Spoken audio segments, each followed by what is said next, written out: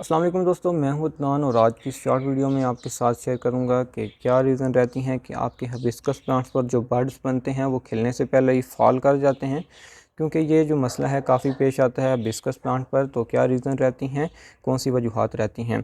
तो ये मेरे प्लांट्स पर भी फॉलिंग हो रही है, ज़्यादा नहीं हो रही है। अगर आपके प्लांट पर ज़्यादा हो रही है तो आप कौन से स्टेप कर सकते हैं।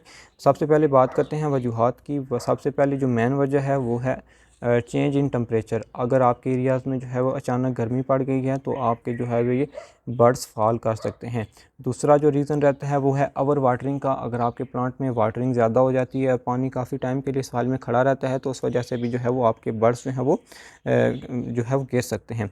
तीसरी जो रीज़न रहती है वो है ओवर फर्टिलाइज़र। अगर आप कोई भी केमिकल फर्टिलाइज़र ज़्यादा यूज़ कर देते हैं, DAP, NPK, यूरिया, तो उस वजह से भी आपके बर्ड्स फॉल कर सकते हैं। ये आपने देखना है कि आपके प्लांट में क्या मसला आ रहा है जिस वजह से ये बर्ड्स गिर रहे हैं।